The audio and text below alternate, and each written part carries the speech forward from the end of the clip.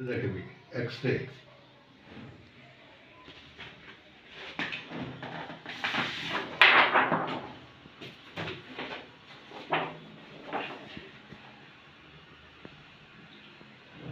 L5 4 3 2 1 disc collapse.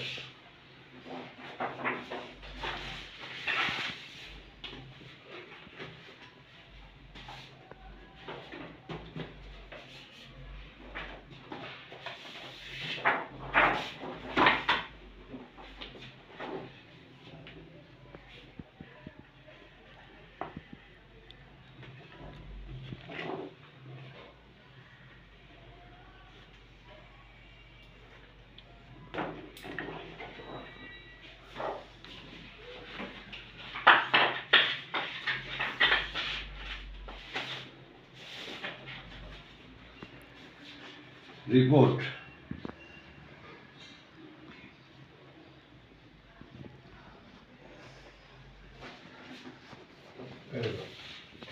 MOJUMDER Chiropractic COMILLA Bangladesh. কি নাম? আব্দুর রব।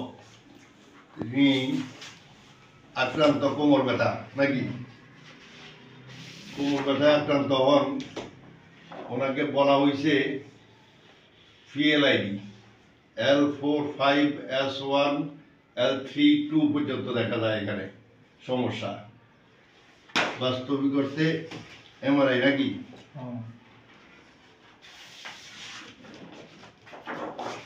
ওনার MRI রিপোর্টেও বলা হয়েছে L4-5-S1 খারাপ।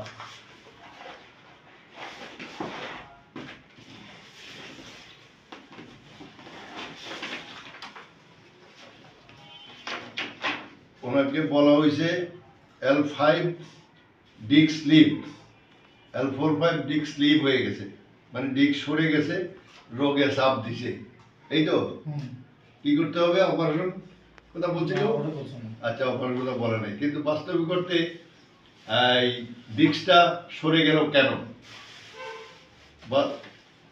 এবং ওই ডিস্কটা অপারেশন করে দিলে কি আদৌ ঠিক হবে? মোটেও না। ঠিক হওয়ার কারণ এইখানে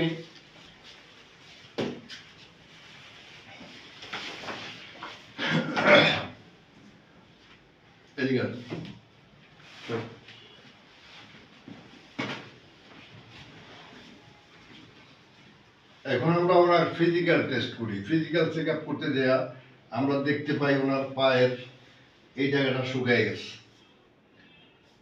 এখানে মাংস কমে গেছে,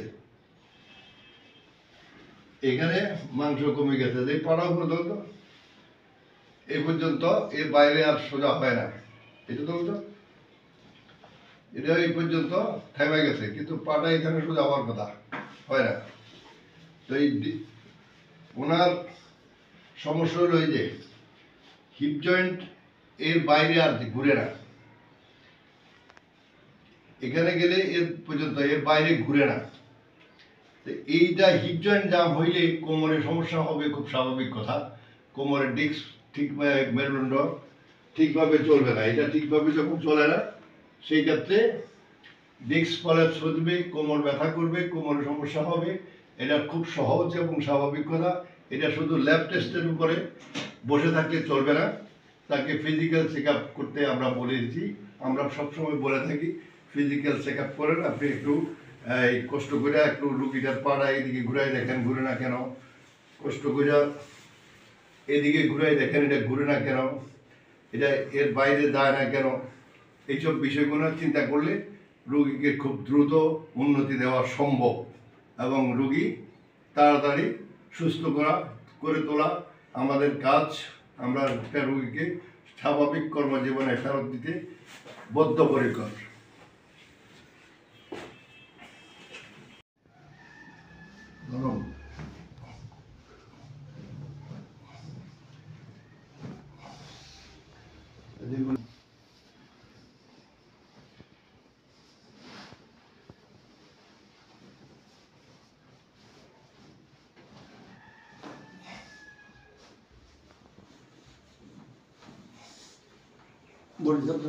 বডি বডি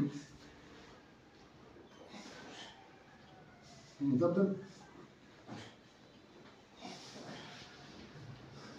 বলতো বলতো নিজে না দৌড়ান এখানে দৌড়ান দেখেন দেখা দৌড়ান না দৌড়ান ওরে এতে আড়ে দেখা দৌড়ান দৌড়ান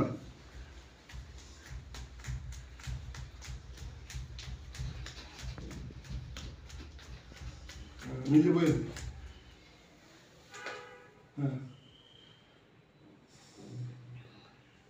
20 কেজি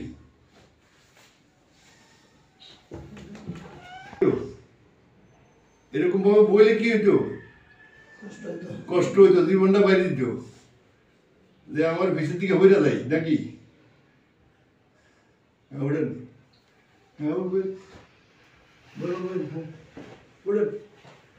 আমরা কোমর পড়ে গেলে আমরা দেখব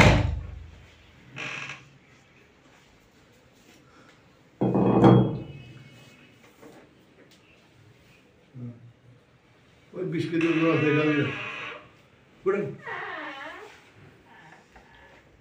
হ্যাঁ সোজা হ্যাঁ হ্যাঁ বাবাতে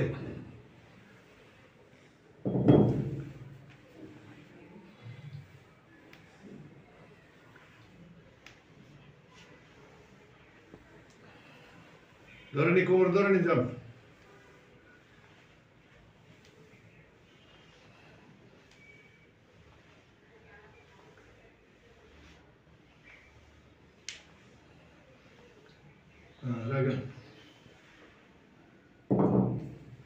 এভাবে কেউ চেক করছে আপনাকে হ্যাঁ এই যে অসুস্থ হয়ে আপনি বিদেশে চলে গেলেন আবার বিদেশ থেকে ব্যথার জন্য চলে এলেন আসার পরে চিকিৎসা নিলেন এইভাবে কেউ চেক করছে না করে নাই তো এখন যে একটু চিকিৎসা করে না যাওয়ার আগে চিকিৎসা করছে আচ্ছা এখন যে এইটুকু ভালো লাগতেছে মানে এই মুহূর্তে যেটুকু ভালো লাগতেছে এই কতদূর ভালো লাগতেছে গো আচ্ছা মোটামুটি আরে ভাই মোটামুটি বলতে 100-র মধ্যে কত 100 মধ্যে 40 হবে 40 হইব কিন্তু বাবা কয় কি প্রথম দিনে 40 গেলে তো রোগী বাতে মারিয়ে নিব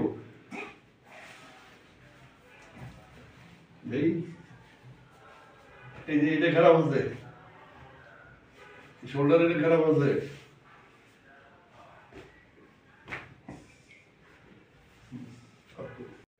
আজকে আমরা আমাদের প্রথম দিনের প্রথম সেশন চিকিৎসা শেষ করি এতে করে তাকে আমরা প্রথমেই টেস্ট করেছি যে নিচে বসানো যে বসো তো দেখি বসো